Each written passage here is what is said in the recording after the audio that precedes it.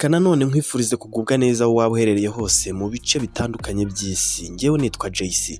Iyi ni The Trustline TV. Kora subscribe and share, like ndetse na duhe comment. Ikinzanye hanga nta kindi ni inkuru itunguranye aka kanya. Ni inkuru kandi imaze igihe ivugwa yuko uyu mugabo muri kureba hano kuri screen zanyu wihoreje Bosco Ndimbati cyangwa se Mustafa yamenyekanye mu filime nyarwanda, mu myidagaduro ndetse no mu bindi bitandukanye. Uyu mugabo mwibuke yuko mu minsi yashize hari umukobwa wagiye kwitangaza amakuru avuga yuko yamuteye inda akaza kubyara abana babiri b'impanga. Uyu mugabo akanga kumufasha kubarera.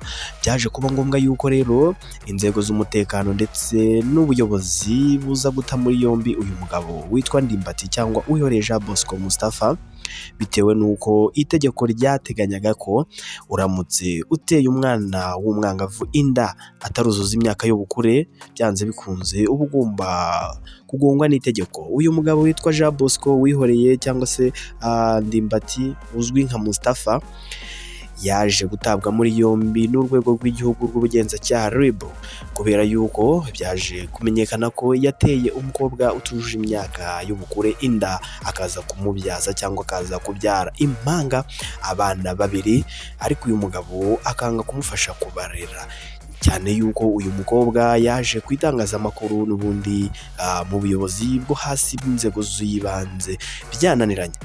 Kuri uyu wa 23 z'ukwezi kwa gatatu umwaka wa 2022 nibwo inkuru yagiye hanze ko yamaze kwitaba urukiko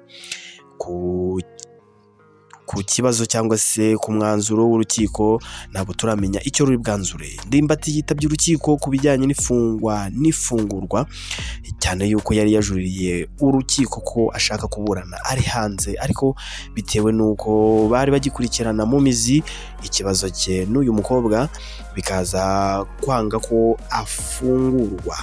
Yitwa Ndimbati yamaze kugera rero mu rukiko, aho yitabye urukiko rw'ibanze rwa Nyarugenge ngo aburane ku bijyanye n'ifungwa n'ifungurwa by'agateganyo.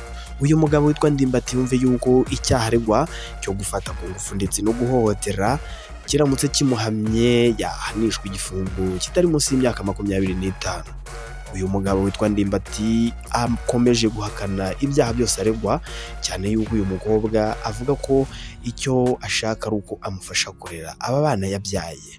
Uyu mukobwa yaje mu itangazamakuru mu minsi yashize, mwaramubonye cyane aho yaciye ku kinyamakuru gikorera kuri murandasi, televiziyo yitwa Isimbi TV. Ahangaha niho ikibazo cye cyaje kumenyekanira hirya no hino ndetse no ku mbuga nkoranyambaga zose biza kumenyekana ko uyu mukobwa yagiye kuri Isimbi TV gutanga ikibazo cyiwe. Umugabo cyangwa se nyiri Isimbi TV yabanje kubaza cyangwa kwaka uburenganzira uyu mugabo witwa Ndimbati ko yakora iki kiganiro live. Uyu mugabo Ndimbati arabimwemerera. Nyuma yo kubimwemerera yaje kumuhamagara kuri telefone amubaza icyo abitekerezaho, nimba koko yemera kurera aba bana cyangwa abihakana, cyangwa se akaba yemera ko aba bana ari abiwe cyangwa se atarabe. Uyu mugabo byose yarabyemeye, ariko ku bijyanye no kurera abana aramubwira ngo aho nta gisubizo abifitiye kandi ababyihoreye. Yaje kumuha uburenganzira bwo gukora iki kiganiro live ari kumwe n'uyu mukobwa, aho yamubazaga yuko nimba koko Ndimbati yaba yaramuteye inda babyumvikanyeho. Uyu mukobwa yaje gusobanura neza ko Ndimbati yaje kumutera inda yabanje kumusindisha, kumuha inzoga, ndetse biza kumenyekana ko yabanje kumusindisha ku munsi w'amavuko cyangwa kuri ku munsi w'amavuko nyine kuri birthday. Hanyuma rero kuri anniversary y'uyu mukobwa bivugwa ko yatewe inda n'uyu mugabo Mustafa cyangwa Ndimbati w'imyaka 50 ufite umugore n'abana, ariko biza kumenyekana ko uyu mukobwa yari afite imyaka 17 yonyine. Hanyuma rero urwego rw'igihugu rw'ubugenzacyaha RIB rwaje gufata uyu mugabo witwa Mustafa alias Ndimbati rumuta muri yombi mu gihe agikurikiranwaho n'iki cyaha cyo gufata ku ngufu no guhohotera. Uyu mukobwa rero yakomeje agira ati jewe ntabwo nshaka ko afungwa cyangwa ngo akatirwe, ahubwo icyo ushaka ni uko amfasha kurera aba bana nk'uko arabe. Uyu mugabo yaje kubishumangira yuko adashaka na rimwe kongera kumva ikibazo nk'iki ngiki cyangwa se ngo abe yagira imishyikirano yongera kugira n'uyu mukobwa. ntituramenya nimba uyu mukobwa yarabikomeje kuba yajya kumufunguza.